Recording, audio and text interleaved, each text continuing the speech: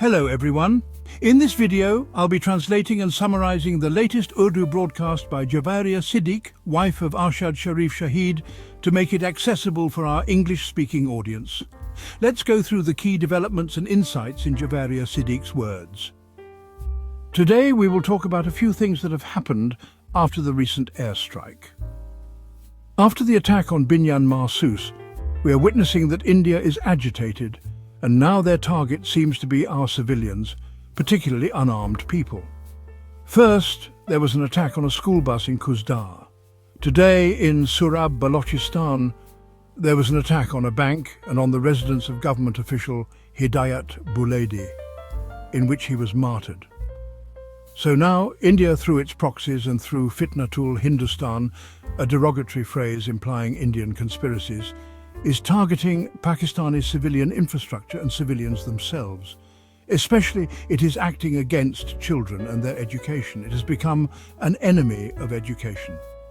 In such circumstances, we need to stay extremely alert. We must be vigilant and aware of our surroundings.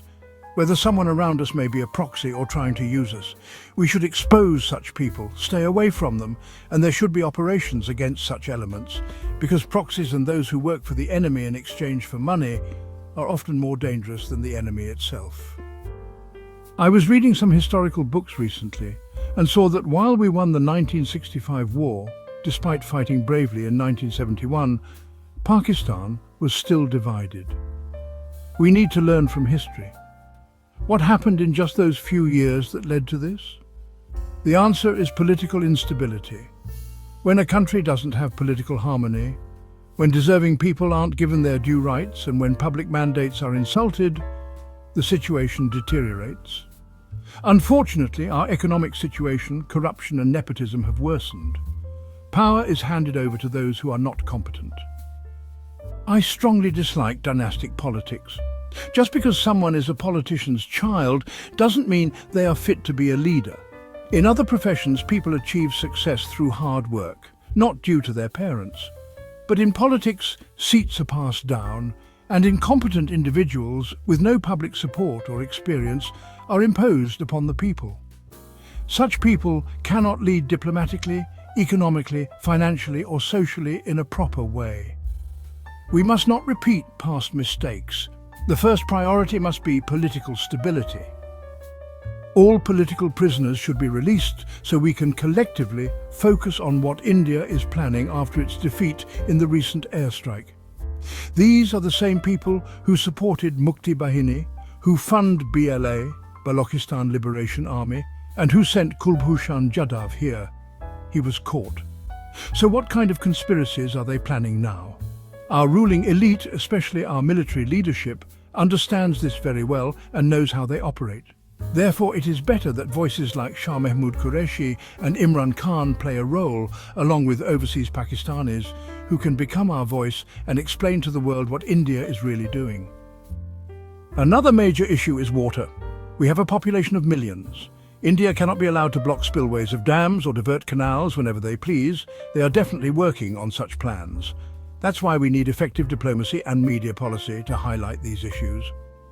We observe that most journalists here spend all day attacking politicians they dislike, instead of talking about critical topics like international relations, India-Pakistan affairs, or issues facing the Pakistani public.